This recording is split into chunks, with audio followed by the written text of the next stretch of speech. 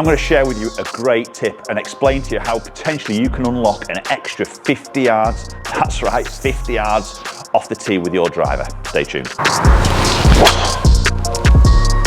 Oh, and there we go. That's a typical shot I would find so many golfers do, that horrible slice to the right. We're going to go through why that shot is happening to start off with. So we'll quickly look at those numbers on the TrackMan there. We can see club path -7.4, attack angle -4.6. So basically that -7.4 is that swing path is going out to win. We're coming across that golf ball. You're swinging too far to the left of that target. That then creates the angle of attack of being down, and we know very well if we're going to gain some distance with the driver and some accuracy, we need to feel like we're going to hit a little bit more up on that golf ball. So those two elements there are really going to kill a number of things. It's going to kill your launch, it's going to kill your spin, and it's also going to obviously kill you and rob you of a load of distance. You can see my club head speed there just short of 110, and I've only hit that carry 224, it's only running out at 238. That's not my numbers at all, but you can see there's so much curvature on that golf ball. Okay, so let's explain as to why those shots typically happen. This, you're probably resonating a lot with these sort of numbers, maybe if you know your TrackMan numbers or you've seen that shape of shot.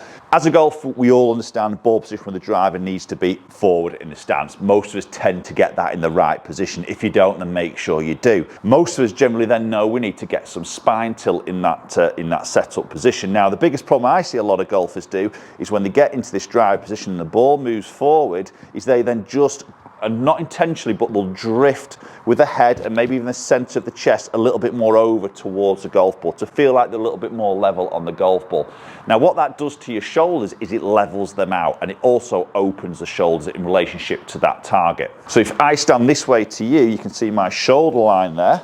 And if I move an edge towards that golf ball, towards the front of the stance, you can see my shoulders now start to open up. If I do it in this direction to you, there, and I edge towards the golf ball, you can see how my trail shoulder now starts to rise and it levels my shoulders out. We need to have that trail shoulder lower than your lead shoulder, which essentially puts that little bit of the tilt, which allows us to hit up on that golf ball. So when we get into that position, those numbers that we see on the TrackMan are typically what you're going to hit all the time, and it's very difficult to get out of that process. Again, we know ball position needs to be forward, trail shoulder needs to be sort of down. So a very simple tip to help you do that, and there's loads of little tips to do this, but a very simple one, and one that Jon Rahm actually did, that obviously he dominated at the Ryder Cup this year, didn't he?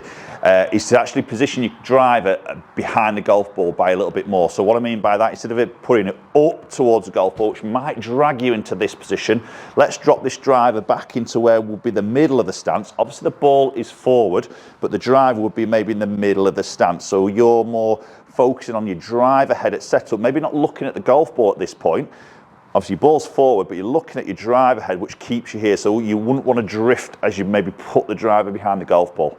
Okay, once you're in that sort of position, leave the driver head there, but then maybe look at the golf ball. Okay, but make sure we don't drift towards that ball. That puts you in that position where we can have that little that trail shoulder a little bit lower than your lead shoulder, that little bit of tilt, ball's in a good position, and then we've got a chance of hitting that ball on the way up. So let's make some practice swings first doing that, just maybe without a golf ball. So we've got that position, we've got that driver more in the middle of the stance, the ball would be more forward. I'm using my T-peg as a little bit of reference here, and let's make some swings. Okay, and if you were just to catch the ground a little bit with the driver, you may sort of notice that that will be more behind the golf ball. So we've got that feel of that trail shoulder being lower than the lead shoulder. We want to try and simulate that back at impact position. So we want to be more into this position at impact with his trail shoulders lower. We don't want to be into this position. You can see the head moves up, back over the ball. That's going to create you to hit more down. But just going back to that club path -7.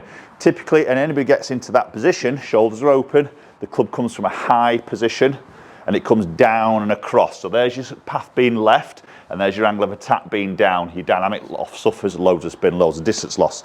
So if we can get that trail shoulder more lower than your lead shoulder, okay, and we've squared those shoulders up a little bit by moving the driver more behind the golf ball, and we feel like we keep that trail shoulder lower through impact, you can see the club will come more from a inside position, so they'll help with the swing path.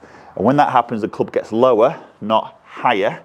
and then that enables us to hit a little bit more up on that golf ball. Let's give it a go. Right, so I've got my ball position forward. I've got my driver now set, maybe, I don't know, what, 6 inches behind the golf ball.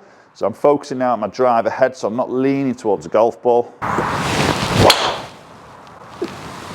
Oh, and that's a totally different ball flight. Hit that one really nicely there. So club head speed a little bit quicker, makes sense because I'm swinging out into a little bit more room there. See, club pass just reduced quite a bit. Attack now has gone up, so 2.6 on the way up now from, I think it was 4 point something on the way down. Totally different.